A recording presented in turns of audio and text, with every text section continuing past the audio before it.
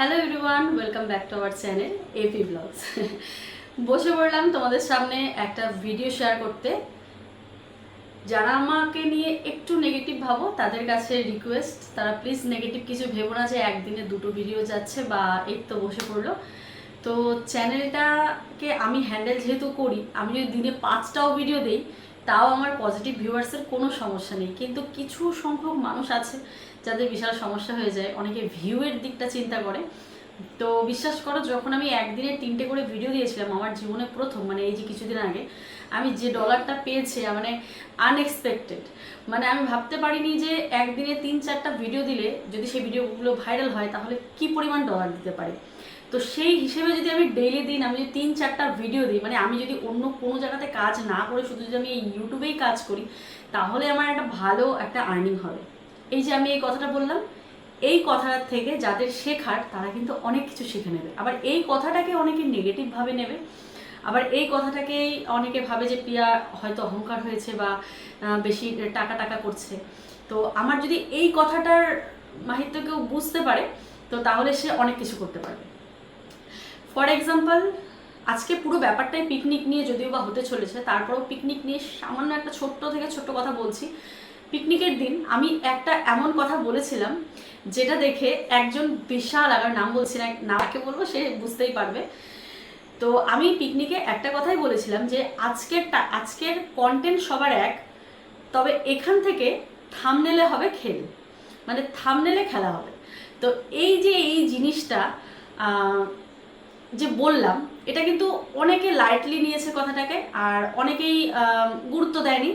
কিন্তু এত এত ব্লগারের মাঝে ঠিক একজন এমনভাবে গুরুত্ব দিয়েছে যে তাদের এই পিকনিকের যে মানে এই যে আমাদের বাড়িতে এত এত ব্লগার আছে, সবার থেকে ভিউজ তাদেরই হয়েছে। তো এই যে আমার এক একটা কথা, মানে আমি তো দিনগুলো পার করে এসেছি বা মানে জার্নিগুলো পার করে এসেছি, তো আমার মনে হয় যাদের শেখার তারা আমার এই একটা কথা দিয়ে অনেক কিছু শিখে যাবে। আমি ওই দিন পিকনিকের দিন বলেছিলাম যে সবার কনসেপ্ট এক, তবে এখানে থাম্বনেল টাইটেলে হবে খেলা। তো এই একটা কথা একজন এত সুন্দরভাবে বুঝেছে, বুঝে গিয়ে দেখি সত্যিই তাদের ভিউজটা অনেক হয়েছে। মানে এই যে আমি এখন বললাম যে এই কথাটা, মানে বুঝতে হবে যে একদিনে 3-4টা ভিডিও আর বাকি আলাদা আলাদা প্ল্যাটফর্মে সব মিলিয়ে ওই ধরে নাও একই। তো সব আলাদা আলাদা প্ল্যাটফর্মে কেন থাকতে হয়? ইনস্টাগ্রামে বেশি প্রমোশন পাওয়া যায়, তার জন্য ইনস্টাগ্রামে থাকতে হয়। আর ফেসবুকেও প্রচুর প্রমোশন পাওয়া যায়, সেখানে থাকতে হয়। তো একটা প্ল্যাটফর্মে তো কাজ করে হয় না। তো আমি যেটা বোঝাতে চাচ্ছি যে আজকে যে আমি এখন মানে একটা ব্লগ দেওয়া হয়ে গেছে, এবার এখন আমি আরেকটা ভিডিও পোস্ট করব, কিছু সংখ্যক নেগেটিভ মানুষ আমাকে কমেন্ট করবে এই যে শুরু হয়ে গেল, আরে ভাই আমি 7 দিন তো ভিডিও দেইনি, আমাকে তো মানে যে করেই হোক ডলারটা আর্নিং করতে হবে। তো যাই হোক, এবার সিরিয়াস মোডে আসি। তো সবাইকে স্বাগত নতুন একটা ভিডিওতে। এই এতক্ষণ এত বক বক করলাম। তো যাই হোক, আমাকে দেখতে যারা ভালোবাসে না, আমার প্রত্যেকটা কথাই তাদের ভালো লাগে, আর আমাকে ভীষণ আমার ভিউয়ার্সরা ভালোবাসে। এই কয়দিনে আমি যেটা বুঝলাম যে তারা আমাকে এতটা ভালোবাসে যে আমাকে নাকি নেশার মতন, মানে যেমন একটা নেশা হয় মানুষের টিভি সিরিয়াল দেখার, আমার ব্লগ তাদের কাছে এতটা পছন্দ। তো যাই হোক, আমি ভাবছি মাঝে মাঝে এখন একটা ব্লগ দেওয়ার পরেও যদি কিছু কথা আমার বলার থাকে তো আমি এইভাবেই তোমাদের সাথে শেয়ার করবো। সন্ধ্যেবেলা হোক রাত্রিবেলা হোক, এতে ডলারও আসবে, প্লাস তোমাদের ইচ্ছেটাও পূরণ হবে। সব ক্ষেত্রেই তো মানুষ ডলারটাই দেখে, মানুষের মন বলে যে কিছু একটা আছে যে তারও কিছু শেয়ার করতে ইচ্ছে করে। তো যাই হোক, অনেক বকবক করে ফেলেছি, কারো ভালো লেগেছে কারো ভালো লাগেনি। তো এবার চলে আসি আসল টপিকে, সেটা হচ্ছে পিকনিক।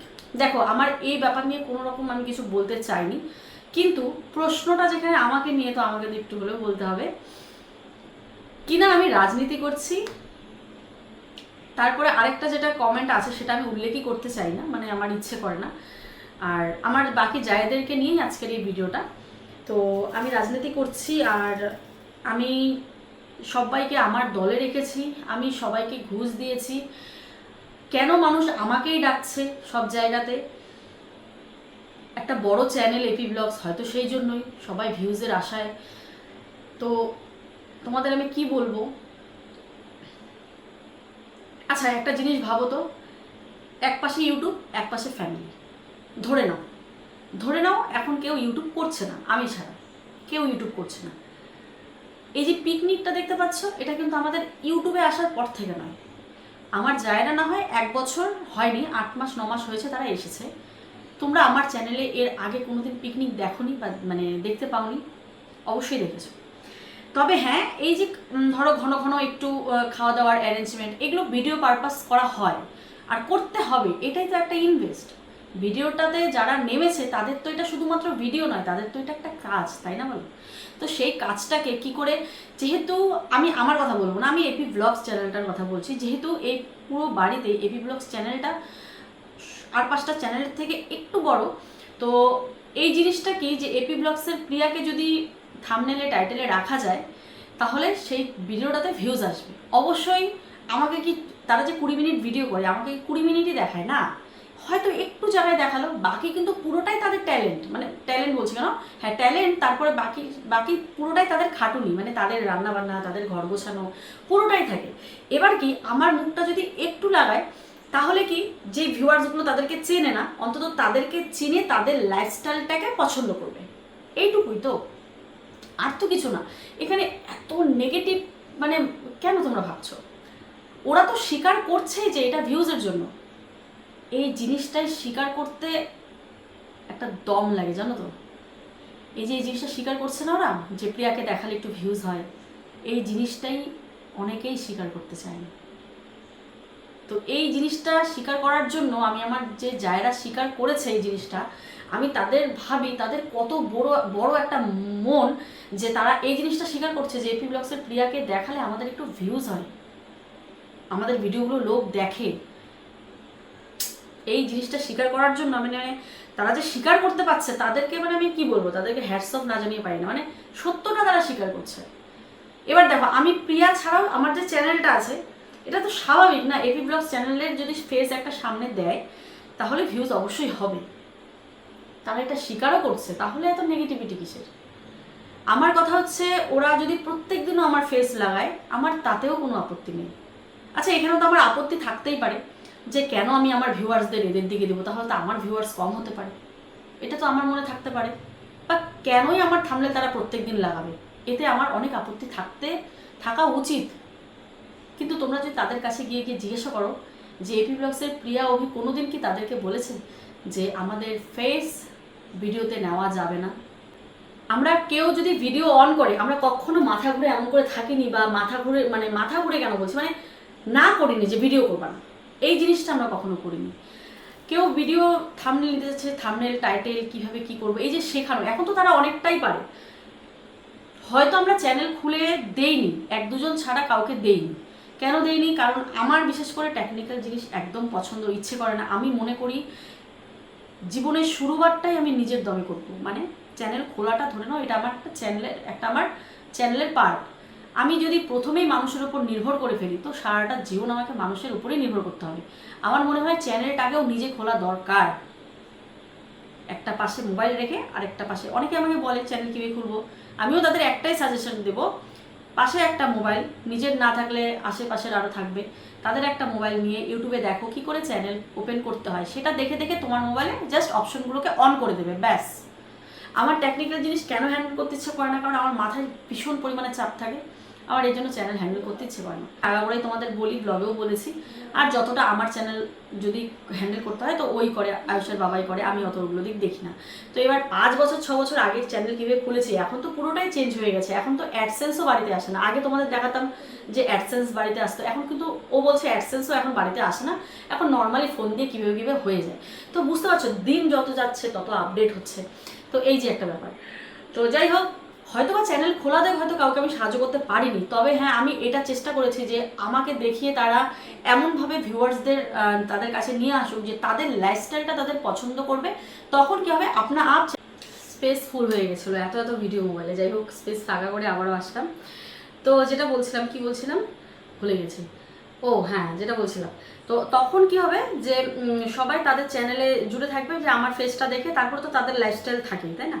তো মানে আমাকে দেখে আসবে, প্লাস তাদের লাইফস্টাইল দেখে তাদেরকে পছন্দ করে তাদের চ্যানেলের সাথে জুড়ে থাকবে, ব্যাস। তখন আস্তে আস্তে আস্তে আস্তে ভিউয়ার্স বাড়বে, তো সাবস্ক্রাইবারও বাড়বে।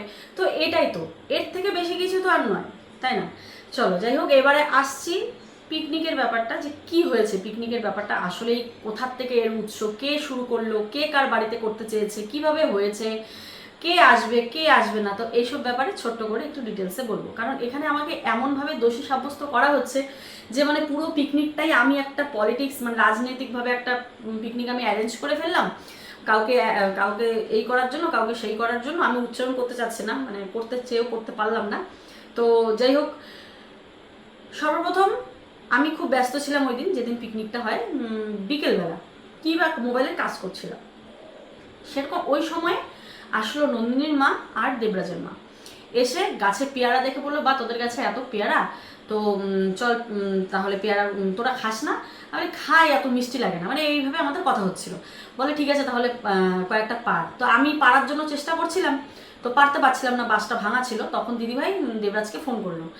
তারপরে না, তার আগে নন্দিনীর মা ওর বাড়ির থেকে একটা বাস নিয়ে আসলো, সেই বাস দিয়ে পারার চেষ্টা করলো। নন্দিনীর মাও পারতে পারলো না, ওর বাসটা ভাঙা ছিল। তারপরে একটা মই নিয়ে এসে দেবরাজকে ফোন করলো যে দেবরাজ যাতে চালে উঠে পেয়ারা পারে। ব্যাস, পেয়ারা পারতে পারতে নর্মাল 3 যা একসাথে, মানে বাড়িতে এতগুলো যা, যখনই যে যা দুটো তিনটা যা একসাথে হয়ে গেলেই ব্যাস গল্পের সাগর হয়ে যায়, মানে গল্পের ঝুড়ি। তো গল্প করতে করতে তারপরে দেবরাজও আসলো, পেয়ারাও পারলো, পেয়ারা ঠেয়ারা পেরে বলো কাকুমনি মাখা করবো, তুমি যেও। তা আমি ওদেরকে বলেই ফেললাম, মানে আমি যেটা বলি সেটা কিন্তু হয়, আমি বলে ফেললাম এই যে 1 ঝুড়ি পেয়ারা পেরেছিস, দেখ তুই মাখা করতে পারিস নাকি। কারণ আমরা 3 জন তো ছিলাম, তারপরে আসলো মৌ, তারপরে আমি আমার ঘরে যে দিদি কাজ করে সেই দিদিকে কতগুলো পেয়ারা দিলাম, আমার মা ছিল, ভাই ছিল, ওই দিন মা ভাই এসছে বাবুকে দেখতে, তো যেহেতু জ্বর হয়েছিল। তো এই এক এক করে করে ঝুড়ির পেয়ারা আস্তে আস্তে আস্তে আস্তে খাওয়া হয়ে যাচ্ছে, মানে মাখার প্রশ্ন আর ওখানে নেই। হুট করে নন্দিনীর মা বললো আজকে আমরা পিকনিক খাবো, মানে খাবো অলরেডি, তো কার সাথে খাবি তুই, কে কে প্ল্যান করলো পিকনিকের, মানে নন্দিনীর মা বললো। তখন আমি জিজ্ঞাসা করলাম কে কোথায় করবি, কে কে প্ল্যান করলি, এই গরমে আবার কে পিকনিক খায়? বলে যে আমি আর রাহুল প্ল্যান করেছি ওই ফ্রাইড রাইস বানাবো। মানে আমাদের যে জ্যাঠা শ্বশুর, মানে জ্যাঠামশাই যে অসুস্থ তোমরা জানো, মৌয়ের শ্বশুর মশাই, তো ওই জেঠুকে একটুখানি খাওয়াবে আর বানাবে আর কি, এরকম আর কি। তখন নন্দিনী মা রাহুলদের বাড়িতে গিয়ে বলে চল তাহলে, আমারও খুব ইচ্ছে। আমাদের বাড়িতে সব থেকে যদি বেশি হুজুক কারো পিকনিকের থাকে সেটা হচ্ছে নন্দিনীর মা। মানে গরম নেই, ঠান্ডা নেই, শীত নেই, গ্রীষ্ম নেই, তুমি যখন ওকে বলবে। আর এরকম একটা মানুষ কিন্তু ফ্যামিলিতে দরকার, মানে এইসব হুজুকের জন্য। মানে একটা মানুষ হুজুক তুললে দেখবে সবারই মন চায়। তো সেম নন্দিনীর মা বলে রাহুলের সাথে করবে, তো এসে আমাকে বলছে আমরা রাত্রে পিকনিক খাবো। তাহলে খা এই গরমে কেবা পিকনিক খায়। তো এই নিয়ে কথা হতো, হুট করে একটা আমার মুখ দিয়ে না, তুই ফ্রাইড রাইস বাদ দিয়ে এক কাজ করতে পারিস, গরম গরম খিচুড়ি আর মানে আমি কেন খিচুড়ির কথা বলেছি, মানে এই গরমে কেউ খিচুড়ি খাবে না, মানে একটা ইয়ার্কি করে, আমি কিন্তু ইয়ার্কি করি, প্রত্যেকটা জায়ের সাথে ইয়ার্কি করি, ব্লগে হয়তো করি না তাই তোমরা বোঝো না। তো আমি ইয়ার্কি করছিলাম যে এই গরমে এক কাজ করতে পারিস, গরম গরম একতলা খিচুড়ি আর এক থালা খিচুড়ি বানিস। তারপর আবার দেবরাজের মা আবার একবার বলে উঠলো, মানে ইয়ার্কির ছেলে, যে প্রিয়া এখানে কিন্তু একটা গোটা গোটা ডিমের ভাজা হলেও ভালো হয়। ব্যাস এই নিয়ে একটা কথাবার্তা। এবার আমার কথাটাকে মানে সিরিয়াস নেওয়া হয়ে গেছে, যে এই চল চল তাহলে খিচুড়ি খাই। তখন দেবরাজের মা বলে উঠলো চল চল তাহলে খিচুড়ি খাই। আমাকে আরে তোমরা কি সিরিয়াস দিলে নাকি? আমি সিরিয়াস বলি নাই, এই গরমে যেহেতু কেউ খিচুড়ি খাবে না তাই আমি এমনি একটা ইয়ার্কি করে বললাম। তো বলে আরে চল, হতুক যখন সবাই মিলে যখন বলছে, নন্দিনীর মারা সবাই বলছে না চল খাই, তখন আমরা বললাম এই গরমে কে খিচুড়ি খায় দিদি, অন্য কিছু হলে ভালো হয়। মানে যেহেতু সবাই মিলে হুজুকটা তুলেই ফেললো, মানে হুট করে প্ল্যান, কোনো প্ল্যানিং নেই। আমার মা সেখানে সিঁড়িতে, মানে আমার মা বসেছিল, বলে তোদের বাড়ির মানুষগুলো এত ভালো, মানে একটুখানিতেই কি সুন্দর তোরা এত সুন্দর করে প্ল্যান করে ফেললি, সব জায়গাতে এটা এই বন্ডিংটা থাকে না। আমার মা আবার বলছিল কথাটা, মানে সবারই, মানে মা তো সামনে বসে আমাদের কথোপকথনগুলো শুনছিল যে কিভাবে প্ল্যানটা হলো হুট করে, মানে খিচুড়ির থেকে হুট করে তারপরে আমার মনে হলো যে খিচুড়ি বাদ দিয়ে এই গরমে যে পচা গরম পড়েছে, তো এক কাজ করতে পারিস ফ্রাইড রাইস আর মাংস। তারপর বললাম ফ্রাইড রাইস করলে যে অনেকটা অ্যামাউন্টের ব্যাপার, কারণ ফ্রাইড রাইস তো অল্প টাকার খরচা নয় যে 20-30 টাকা দিয়ে হয়ে যাবে, মানে আমাদের যেটা থিঙ্কিং আর কি। আমরা পিকনিক করলে ওই 50-100 টাকা, 100 টাকা হয় না, 50 টাকার মধ্যে আমরা রাখার চেষ্টা করি যাতে সবাই দিয়ে খেতে পারে, এই থিঙ্কিংটা নিয়েই চলার চেষ্টা করি সবসময়। তো তখন বললাম যে আরে ফ্রাইড রাইস করলে কিন্তু অনেকটা খরচা হবে। তা বলে কোনো ব্যাপার না, কোনো ব্যাপার না, সবাই মিলে দিব, হয়ে যাবে। তো হুট করে আমার মাথায় আসলো আরে ফ্রাইড রাইস তো দীপিকা দিদিভাই খুব ভালোবাসে, তাহলে দীপিকাকে ফোন কর। ও আবার ঘুমাচ্ছিল, তাই ওকে চট করে ফোন করা হলো যে দিদিভাই ফ্রাইড রাইস খাবি তুই, ফ্রাইড রাইসের পিকনিক হচ্ছে আজকে। ও শুনে অবাক, পিকনিক এই গরমে, ফ্রাইড রাইসের পিকনিক হচ্ছে, তুই কি আসবি? ও ঘুমের ধান্দায় চলে এসেছে, মানে ওর ফ্রাইড রাইস এতটা পছন্দ, ও ঘুমাইতে ঘুমাতে যে এরকম করতে করতে করতে করতে আমাদের বাড়িতে চলে এসছে, কোনো মানে ঘুম থেকে উঠে মুখ ঠুক কিছুই ধরেনি, এমনি চলে এসছে। কি গরম লাগছে। তো যাই হোক, জিনিসটা মানে সিনটা আমার এখনো মনে পড়লে হাসি পায়। মানে ভাবো আমরা একজোট হলে গোটা বাড়ির মানুষ আমরা একজোট হয়ে যাই, মানে এই জিনিসটা যে আমাদের এত ভালো। তো তারপরে আসলো একে একে, মৌ আসলো, দীপিকা দিভাই আসলো, রাহুল আসলো, এরকম করে পাপাই আসলো, এরকম করে সবাই মিলে আমরা কিন্তু একটা, পাপাই আসলো কিনা মনে পড়ছে না, যাই হোক অনেকজন আমরা একজোট হয়ে যাই আর কি। একজোট হওয়ার পর তখন বললো কি কোথায় খাবো, এখন বলে কোথায় খাবো, সবাই বলে আমার বাড়িতে খাবো। আমি বলি না, এমনিতে যে মানে কন্ট্রোভার্সি হয় সবাই না হলে ভাবে, দেখো যেটা ভাবলাম সেটাই হলো। আমি এই ভেবেছি যে আমার বাড়িতে খেলে সবাই ভাববে কি আমি তোদেরকে ডেকে, মানে দেখো এই যে ভিউয়ার্সদের কিছু কিছু কথার জন্য আমাদের মাথা কিন্তু খারাপ হয়ে যায়। এই যে যেমন আমি অন্য সময় হলে কিন্তু নাই করতাম না, আমি বলতাম হ্যাঁ হ্যাঁ চলো আমার বাড়িতেই হবে, কিন্তু কিছু ভিউয়ার্স এই যে ভিডিও হয় এত এত, যে আমি এগুলো দল গঠন করছি এই করছি, এগুলো না আমার একদম ভালো লাগে না। সারাদিন যে মানুষটা এতটা ব্যস্ত থাকি, সেই মানুষটাকে যদি এই কথাগুলো শুনতে হয় কতটা খারাপ লাগে। তো আমি সেই হিসেব করে বলছি থাক থাক, আমার বাড়িতে বললে সবাই ভাববে যে আমি তোদেরকে ডেকেছি, এটা তো একটা সবাই মিলে প্ল্যান করা হলো। তাহলে এক কাজ কর, রাহুলদের বাড়িতে। রাহুলও প্রথমে রাজি হতে চায়নি, বলে মাকে জিজ্ঞাসা করতে হবে। তো ঠিক আছে, কার সাথে কথা কও না? হ্যাঁ, তো রাহুল তারপর বলে ঠিক আছে আমি তাহলে মাকে বলে আসি। তো রাহুলদের বাড়িতে কোনো মানে ইয়ে নেই, মানে ওদের বাড়িটাই এরকম দেখবে সারাক্ষণ, ওদের বাড়িতে বাচ্চা টাচ্চা সব, মানে বাচ্চারা সবসময় থাকে, তো ওদের বাড়িতে কোনো ইয়ে নেই। কাকিমা বলে কোনো ব্যাপার না, চলো সবাই মিলে হই হই করে করি। তো কাকিমাও খুব এক্সাইটেড এই পিকনিক টিকনিক নিয়ে আর কি। তো কাকিমাও বলে চলো ঠিক আছে। আর আমাদেরকে তো কি পরিমাণ ভালোবাসে, শুধু আমাকে না, মানে বাড়ির যতগুলো বৌমা আছে, রাহুলের মা কাকিমা আছে, সবাইকে ভালোবাসে, মানে যেই যায় না কেন। তো তারপরে ঠিক হলো কি রাহুলদের বাড়িতেই হবে। ব্যাস আমি মনে মনে করি বাঁচলাম। না হলে যদি দেখো তোমাদের কথা অনুযায়ী দেখো আমাদের মনে কতটা এফেক্ট করে, আজকে যদি তোমরা এই কথাগুলো না বলতে, আমি একদম মন খোলা দিল খোলাতে বলতাম হ্যাঁ হ্যাঁ চলো আমার বাড়িতে হোক, কিন্তু একটা ভয় কাজ করে, সেই ভয়টার জন্য আমি বলতে পারলাম না যে ঠিক আছে চলো আমার বাড়িতে করো। মানে এই জিনিসটা আমি বলতে পারলাম না, শুধুমাত্র কিছু কমেন্টের জন্য পারিবারিক দ্বন্দ্বগুলো লাগে।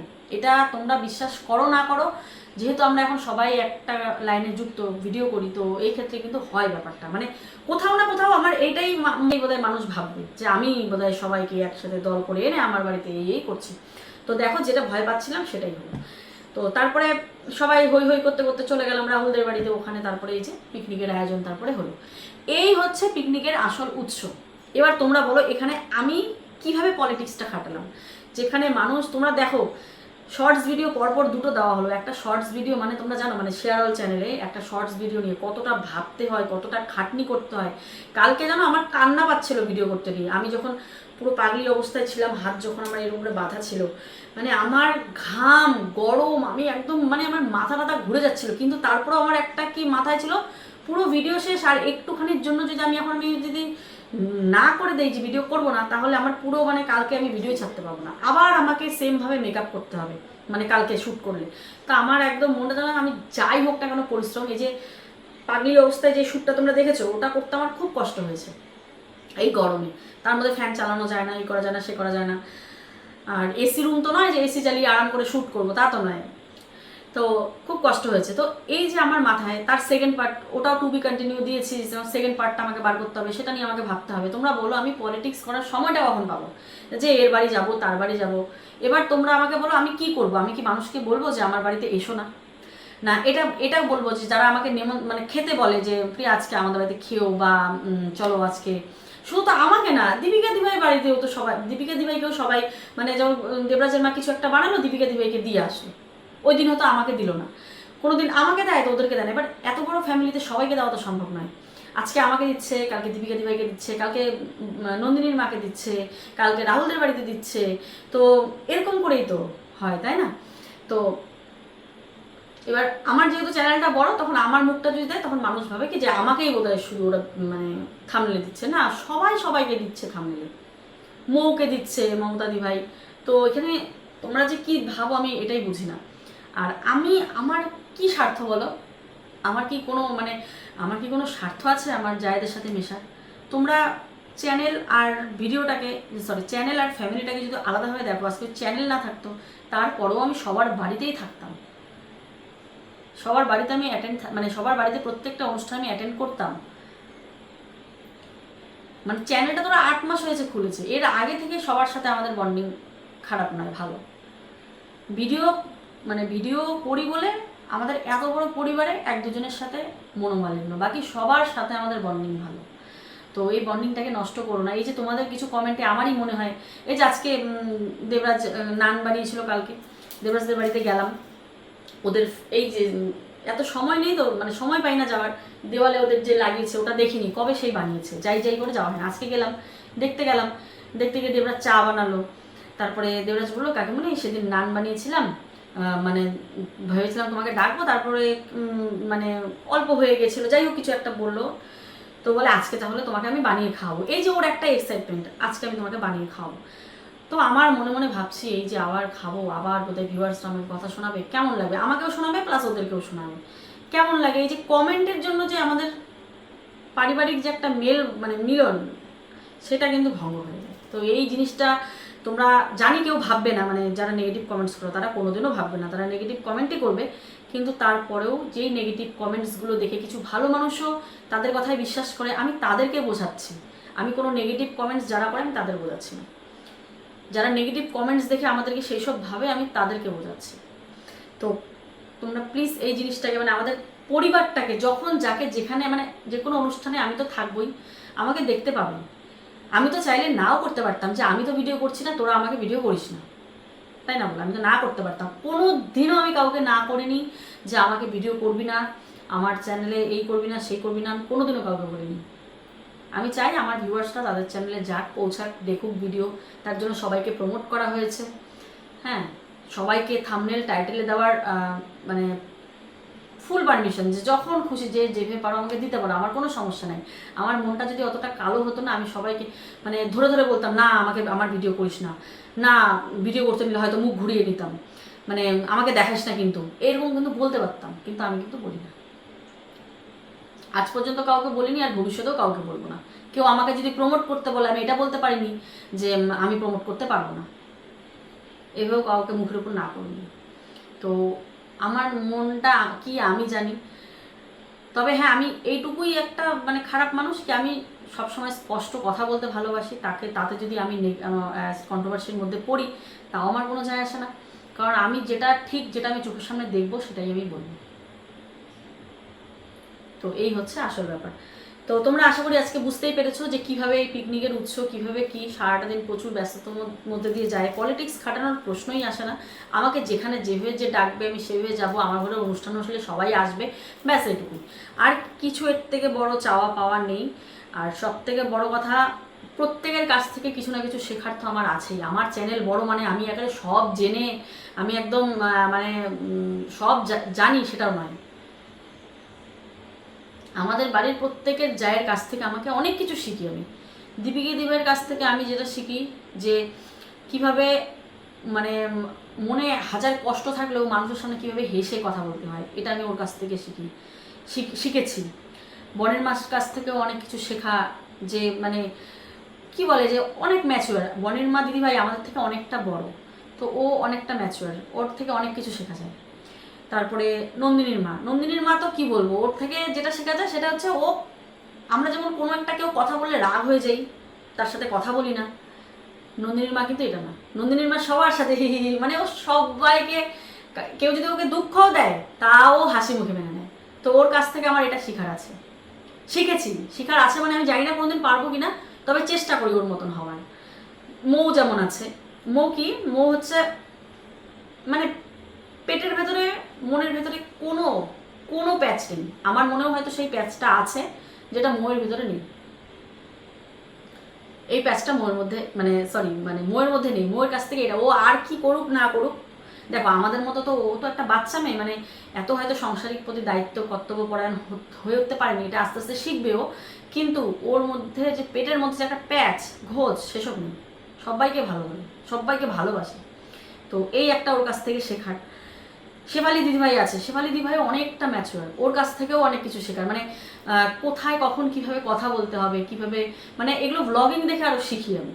হ্যাঁ, মানে আর ব্লগ দেখে আমার মনে হয় যে এদের কাছ থেকে অনেক কিছু শেখার আছে। শেফালি দিদিভাই এরকম যে কোথায় কি কখন কি বলতে হবে, হুট করে একটা দুম করে কথা বলে ফেললাম না, ভেবেচিন্তে কথা বলতে হবে। শেফালি দিদিভাইয়ের কাছ থেকে এটা যেমন শেখার আছে। তারপরে যেমন রাহুল বাচ্চাদেরকে এতটা ভালোবাসে, তো সেটাও আমাকে শিখতে হবে যে বাচ্চাদেরকে সত্যি আমরা মানে বাড়িতে বাচ্চা কাচ্চা রয়েছে, তো মানে বেশি বাচ্চা হলে মাথা ঘুরিয়ে যায়, এই বাবা এত বাচ্চা কীভাবে ম্যানেজ করবো। তো ওদের ফ্যামিলি, খালি রাহুল না, কাকিমা, অঙ্কিতা, ওদের কাছ থেকে এই জিনিসটা শেখার কি এত বাচ্চাকে কীভাবে হ্যান্ডেল করতে হয়। ওরা কিন্তু এই জিনিসটা খুব ভালোভাবে পারে। তারপরে যেমন দেবরাজের মা, ওদের কাছ থেকে কি, দেবরাজের মা আর দেবরাজ যে আছে, ওরা মানে দেখো ওদের সাথে তো মেলামেশা করি, প্রত্যেক দিন তো আর মেলামেশা হয় না, তবে যতটুকু চিনেছি এই কয়েক বছরে, সেটা হচ্ছে একটা মানুষ আসলে মানুষকে মানে ঘরে কিছু থাকুক না থাকুক, তারপরেও হাসি মুখে মানুষটাকে রেঁধে বেড়ে খাওয়ানো, তাদের যে মানুষকে আপ্যায়ন করার যে টেকনিক, সেটা আর 5টা মানুষের মধ্যে সত্যি হয়তো তাদের তুলনায় কম আছে। তো সেক্ষেত্রে তাদের থেকেও আমার এটা শিখতে হয়। এরকম এখন ওরা ভিডিও করে বলে ওদের নামটা নিলাম, এবার ভিডিও করা ছাড়া যদি আমি নাম নিই, তোমরা কি চিনতে পারবে না। আরও যারা আছে, যা কাকিমা, তাদের থেকেও অনেক কিছু শেখার আছে, তাদের থেকে অনেক কিছু শিখেছি, কিন্তু এখন যদি তাদের নাম বলি তোমরা তো তাদেরকে চিনবে না, তো বেকার বলে ভিডিওটা নষ্ট করে লাভ নেই। তো আরও অনেক কাকিমা আছে, তাদের কাছ থেকে অনেক কিছু শিখি, নিয়ম কানুন, আচার আচরণ, মানে শেখার শেষ নেই। মানুষ শেখার শেষ নেই, সবার থেকে শেখার আছে। এখানে শুধু একটাই কথা, এপি ব্লগস চ্যানেলটা বড় না, চ্যানেলটাকে যদি তোমরা বাদ দাও তাহলেও আমাদের বন্ডিং এটাই, তাহলেও আমি ওদের কাছ থেকে এগুলোই শিখতাম, আজকে চ্যানেলটা না থাকতো তাও। তো এর থেকে বেশি আর কি বলবো তোমাদের, তোমরা বলো, এর থেকে বেশি কিছু আর বলার নেই। ওইদিকে আরেকটা কাকিমা আছে, সন্ধ্যা কাকিমার সাথে যদিও বা প্রত্যেকদিন এত কথা হয় না, কারণ আমার বাড়ি এই মাথা, কাকিমার বাড়ি ওই মাথাতে, তো দুই বাড়ি একদম দুমুখ আর কি, মানে মাঝখানে অনেক বাড়ি রয়েছে, তো অতটা যাওয়া হয় না। তারপরেও কাকিমা আমাদের থেকে অনেক বড়, আর কাকিমা আমাদের থেকে অনেক পড়াশোনা করেছে, অনেকটা শিক্ষিত। তো একটা শিক্ষিত মানুষ হয়েও কিভাবে চাকরির দিকে কোনো মানে চাকরি বাকরি বা কোনো কাজকর্ম মানে কাকিমা শুধু নিজের এত পড়াশোনা করেও কাকিমার মনটাকে পুরো সংসারে লাগিয়ে দিয়েছে, যে এই জিনিসটা নিয়ে আমি তো আমি তো এত পড়াশোনা করেছি, মানে এই জিনিসটা কাকিমা যে এত পড়াশোনা জানে, মানে এই ইগোটা কাকিমার মধ্যে নেই, কোনো দিনও নেই। হ্যাঁ, এই জিনিসটা আমি বলতে বাধ্য হচ্ছে, কাকিমা যে এত পড়াশোনা করেছে, সন্ধ্যা কাকিমার মধ্যে এই ইগোনেসটা নেই যে আমি পড়াশোনা করেছি সবার থেকে আমি আলাদা, মানে আমি এই জিনিসটা কাকিমার মধ্যে নেই। তো এগুলো তো শেখার আছে না। তাছাড়াও আরও অনেক কাকিমা আছে, জেঠিমা আছে, তাদের কাছ থেকে আমার যে শিবানীদের মা জেঠিমা, মানে মোয়ের শাশুড়ি মা, তারপরে আমাদের অনেক জেঠিমা, আমাদের বাড়িতে 70 থেকে 80 জন মেম্বার। বন্ধুরা, কার কথা বলবো, যারা ভিডিও করে তাদের কথাই বললাম, তাহলে ভিডিও অনেক বড় হয়ে যাবে। সবার কাছ থেকে অনেক কিছু শেখার আছে। আর পলিটিক্স করার মতো সময় এপি ব্লগসের প্রিয়ার নেই, কারণ সে সারাটা দিন সে নাওয়া খাওয়ার সময় পায় না, তাহলে সে কীভাবে পলিটিক্স করবে। আর তোমরা আমার চ্যানেলগুলো যদি দেখো, সব চ্যানেল, তাহলে বুঝতে পারবে প্রত্যেকটা চ্যানেলে প্রত্যেক দিন আমি অ্যাক্টিভ থাকি।